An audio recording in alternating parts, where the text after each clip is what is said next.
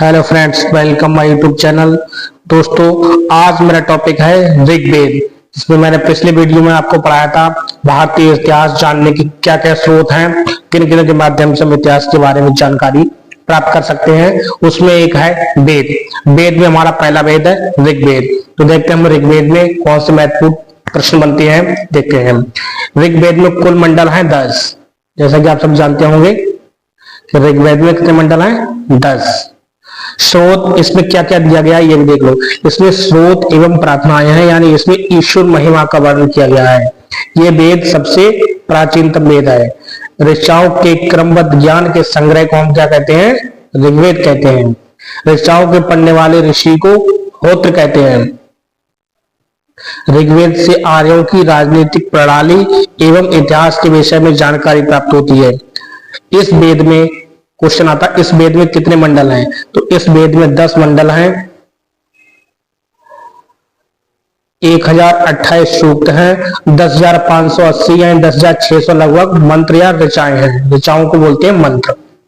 इसका पहला और 10वां मंडल अंत में जोड़ा गया। क्वेश्चन आता है कौन सा मंडल अंत में जोड़ा गया? तो पहला एवं 10वां मंडल जो है लास्ट में जोड़ा गया।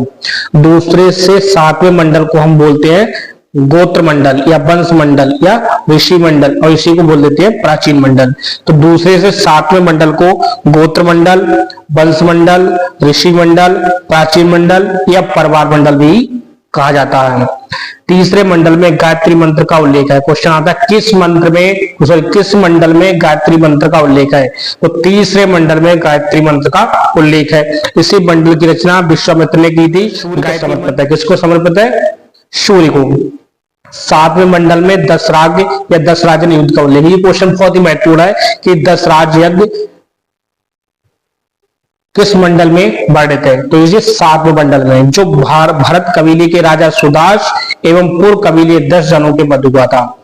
इसमें कौन विजय हुआ था ये पूछते हैं। तो इसमें विजेता जो रहा था वो रहे थे सुदास। कौन विजेता रहे थे? सुदास। ये युद्ध किस नदी के तट पर लड़ा गया था?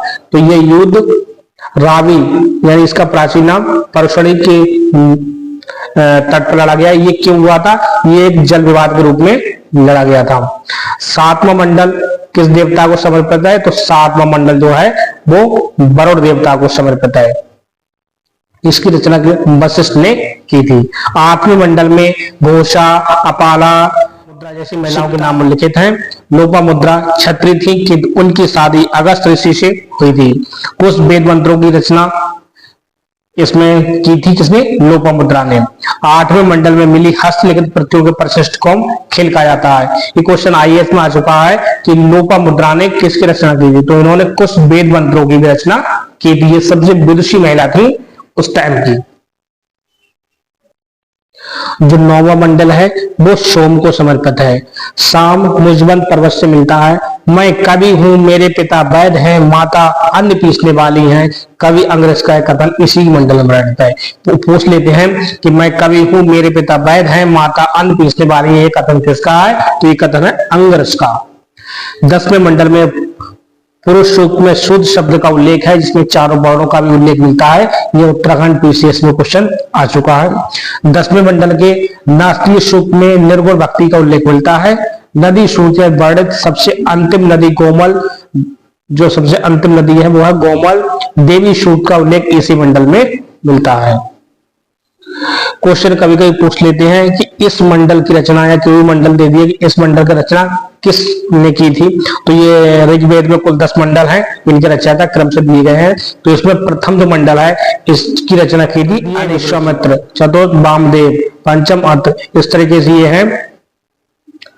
षष्ठम भारद्वाज, सप्तम वशिष्ठ, अष्टम कणव ऋषि या अंगिरा ऋषि बोलते हैं, अंगिरिश। नवम अनेक ऋषि, यानी इसमें कई सारे ऋषि थे, जिसमें सोम देवता व अन्य। 10म अनेक ऋषि, इसमें भी कई ऋषि थे, बिमदा, इंद्र, सची, अन्य। तो इस प्रकार 10 मंडल है और इनके ये रचयिता दिए गए हैं। इसमें सबसे ज्यादा पूछ लेते हैं तृतीय विश्वामित्र, षष्ठम भरद्वाज, सप्तम वशिष्ठ। ऋग्वेद में जो गंगा शब्द आया है वो एक बार प्रयोग हुआ है और यमुना शब्द 3 बार प्रयोग हुआ है। ये बहुत ही महत्वपूर्ण क्वेश्चन है कि गंगा यमुना का प्रयोग कितनी बार हुआ है। तो गंगा का 1 बार, यमुना का 3 बार। ऋग्वेद की रचना सब सैन्य प्रदेश में हुई थी। ऋग्वेद में स्रोत एवं प्रार्थनाएं हैं।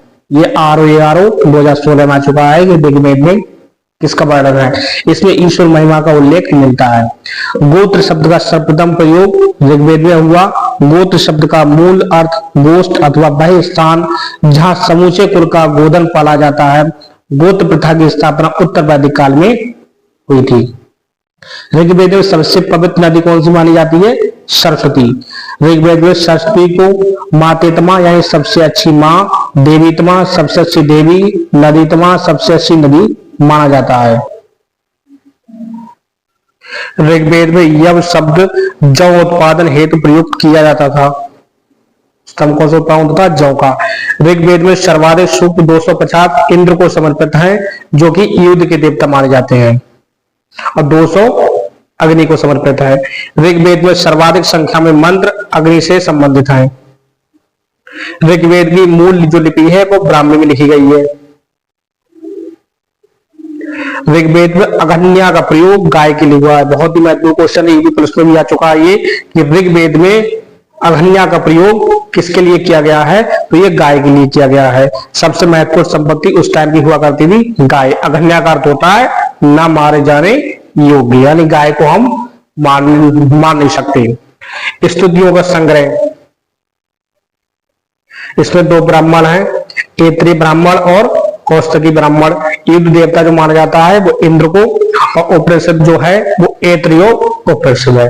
तो उम्मीद करते हैं आपको ऋग्वेद पूरे अच्छी तरीके से समझ में आ गया होगा। इन क्वेश्चनों को याद कर लें, और आप इस वीडियो की पीडीएफ लेना चाहते हैं तो मेरे टेलीग्राम लिंक पर जाकर उसको ज्वाइन कर ले, वहां पर आपको इस वीडियो की पीडीएफ प्राप्त हो जाएगी। तो मिलते हैं किसी नेक्स्ट वीडियो में, तब तक के लिए जय हिंद, जय भारत।